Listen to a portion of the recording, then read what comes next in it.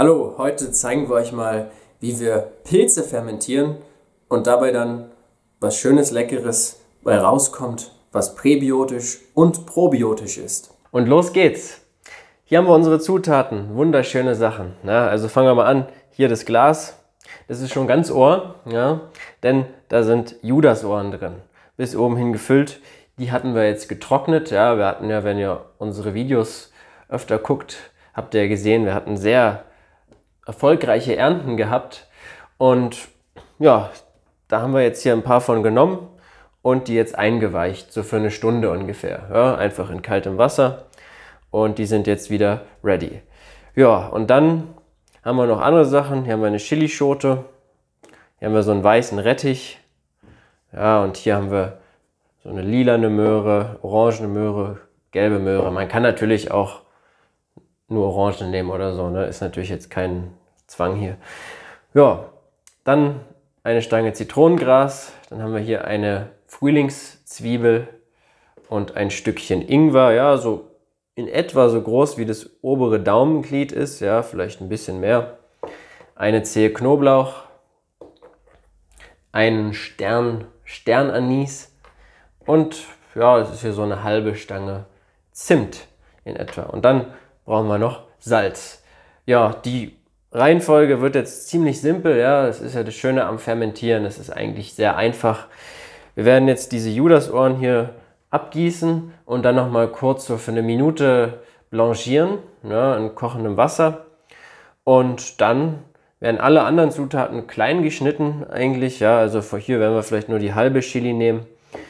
Und hier von dem Rettich ist auch riesig, nehmen wir vielleicht auch nur die Hälfte, ja, und schneiden halt alles schön klein, von dem Gemüse vor allen Dingen, dass im Endeffekt dieses Glas dann hier halt so voll wird, ja. Also vielleicht wird nicht alles von dem Gemüse verwendet, werden wir dann sehen, wie viel letztendlich dann bei rauskommt, wenn das geschnibbelt ist. Also wie gesagt, unser Ziel ist es, das Glas hier einfach voll zu kriegen und die Reste werden wir dann einfach so essen oder anders verwerten.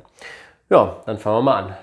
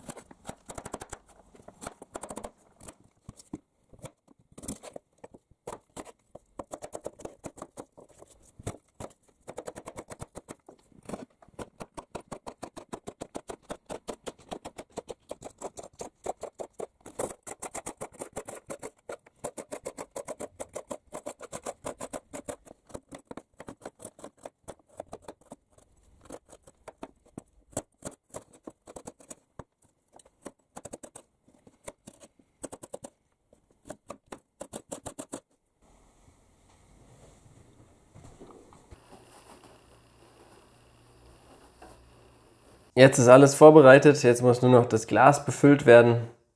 Ja, als erstes kommt da unten auf den Boden die Knoblauchzehe, der Sternanis und das Stückchen Zimt. So. Ja, und jetzt heißt es, alle anderen Zutaten gleichmäßig gemischt damit dazugeben. Das heißt, hier haben wir die Judasohren, hier die Karotten und den Rettich. Hier haben wir Frühlingszwiebel, Ingwer, Zitronengras und Chili. Und das werde ich da jetzt alles so schön durchmischt reingeben.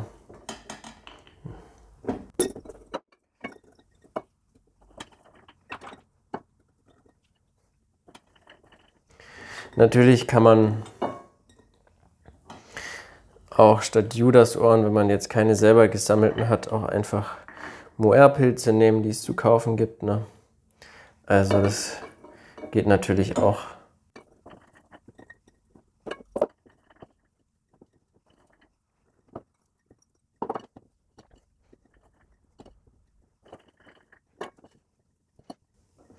So, ein bisschen Karotten und sowas hier bleibt über. Also so eine Karotte weniger hätte es wahrscheinlich auch getan. Zumindest jetzt in unserem Fall, das kommt ja dann immer aufs Fermentationsgefäß drauf an, wie viel Kapazität es hat. Unseres hier hat so 800 Milliliter, die man befüllen kann. Ja, und da wäre jetzt eine Karotte weniger wahrscheinlich besser gewesen. Aber ja, so viel bleibt jetzt auch nicht übrig. Ja, so, jetzt ist das hier also alles schön befüllt. Und jetzt geht es weiter. Jetzt kommt Salz ran. Ja, jetzt machen wir hier einfach Salz oben drauf.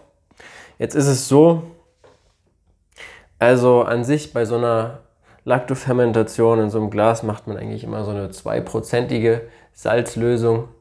Wir haben bei uns rausgefunden, dass eigentlich ja, so ein Esslöffel Salz bei diesen 800 Milliliter Gläsern eigentlich eine ziemlich gute Menge ist und nehmen da einfach immer einen Esslöffel. Aber man könnte, wenn man es jetzt perfekt mit der Waage machen will, natürlich auch alles abwiegen an Gemüse und alles abwiegen an Wasser, was man dazu gibt und davon dann 2% nehmen und das dann als Salz hinzufügen. Aber wie gesagt, wir geben da einfach nur so einen Esslöffel Salz mit dazu und bei uns passt das immer. So, ja, und dann wird das jetzt mit Wasser aufgefüllt. Ja, jetzt ist Wasser drin. Ja, also es sollte eigentlich so weitestgehend mit Wasser bedeckt sein. Also das ist recht wichtig bei der ganzen Sache. Da wir sehr, sehr oft fermentieren, ne, und eigentlich immer 4 solche Gläser im permanenten Betrieb haben bei uns, haben wir so eine Gewichte uns geholt, die man da rein tut, die praktisch den Inhalt einfach ein bisschen runterdrücken. Ja, also ist auf jeden Fall, wenn man öfter fermentiert, lohnt sich das ziemlich. Also man kann das auch improvisieren. Zum Beispiel manche machen das, dass die mit einem Blatt Weißkohl das so falten, dass es den ganzen Inhalt und das Wasser drückt. Ja, das geht auch. Aber es lohnt sich schon, wenn man das öfter macht. So ein Gewicht ist schon nicht schlecht. Und ja, dann kommt der Deckel drauf. Da haben wir jetzt hier auch einen speziellen, eben, ja, der sich so praktisch selber die Gase, die da drin entstehen, rauslassen kann. Ja. Man kann es natürlich auch einfach in einem normalen, so einem Einwegglas machen von Gewürzgurken oder sowas. Da muss man es dann aber einmal am Tag öffnen und dafür sorgen, dass eben das Gas entweichen kann, sonst kann es passieren, dass das alles explodiert.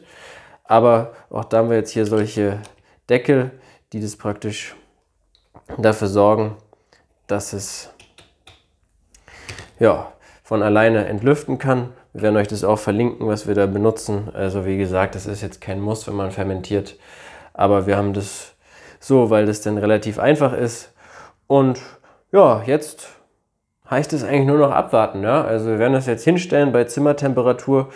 Und jetzt kommt es ganz auf den Geschmack drauf an. Also eigentlich so 3 Tage sollte das schon stehen bleiben und fermentieren. Ja? Und dann wird man schon so sehen, nach 3 Tagen steigen überall immer so kleine Bläschen auf. Ja, das heißt, dann ist da schon ordentlich mit Bakterien gefülltes Leben da drin. Ja? Also dann geht es da schon richtig los, probiotisch.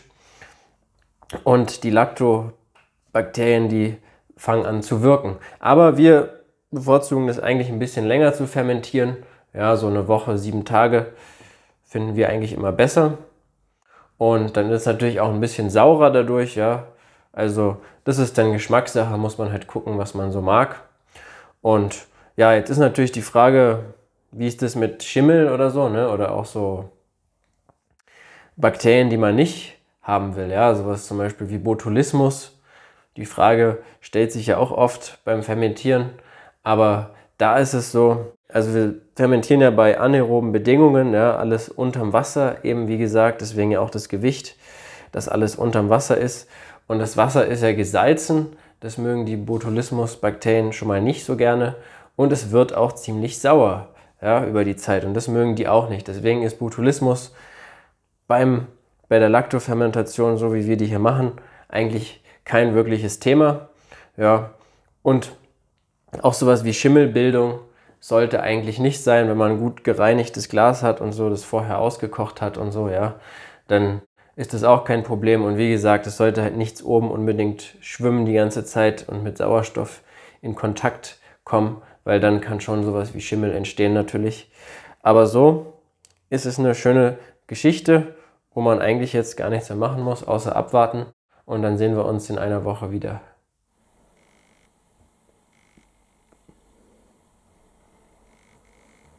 Und da sind wir auch schon wieder, nach einer Woche jetzt. Unsere Judasohren, das Gemüse, die haben sich jetzt hier das richtig gemütlich gemacht, eine Woche lang in dem Glas. Und da ist jetzt so einiges an guten Bakterien entstanden. Milchsäurebakterien. Ja, und jetzt können wir das auch mal öffnen. Ja, viel zu sehen gibt's da an sich nicht. Das hat sich jetzt über die Woche hin so ein bisschen verfärbt, die Flüssigkeit, die Salzlake. Ja, da waren ja auch so eine lilane Karotte bei zum Beispiel. Und die hat so ein bisschen jetzt für diese Verfärbung gesorgt, dass es jetzt so einen leichten Rosaton hat. Ja, also, das schmeckt schon mal sehr gut. Da haben wir jetzt was richtig Gutes hier fabriziert, ja. Denn dieses Gemüse und die Pilze, die sind ja jetzt voller Bakterien, Milchsäurebakterien. Da freut sich natürlich unser Darm sehr darüber, ja, dass da schöne, frische, neue Bakterien reinkommen.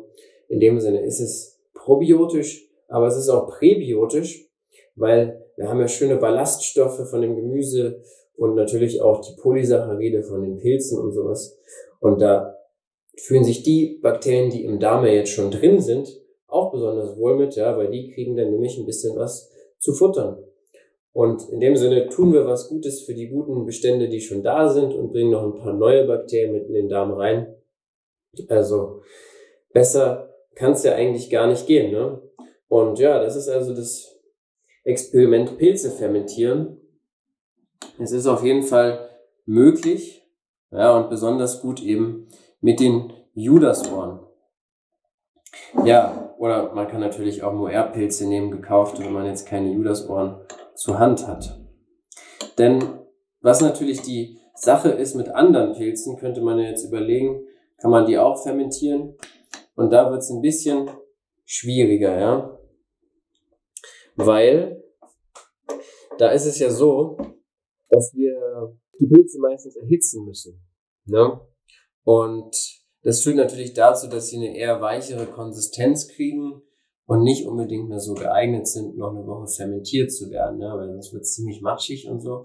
Das heißt, Pilze fermentieren ist nicht unbedingt so einfach. Denn ja, erhitzen ist auf jeden Fall sehr, sehr wichtig, ja, bis auf sehr, sehr wenige Ausnahmen. Aber das Judasohr hat ja dann tatsächlich die perfekte Konsistenz, ja, weil wir haben es ja auch kurz blanchiert ein bisschen, aber das macht dem ja nicht viel aus, es bleibt ja noch in einer festen Konsistenz und das ist natürlich eine gute Grundvoraussetzung, um es dann auch zu fermentieren. Ja, also wir werden uns das jetzt hier gut schmecken lassen und ja, hoffen, dass es euch gefallen hat, das Ganze mal so zu sehen, das Rezept. Und falls ihr noch Tipps habt für andere Pilze, ja, die ihr vielleicht auch schon mal fermentiert habt, da sind wir natürlich auch interessiert dran. Denn ja, fermentierte Speisen machen bei uns auf jeden Fall einen großen Teil der Ernährung auch aus. Und wir sind natürlich auch immer auf der Suche nach neuen Rezepten.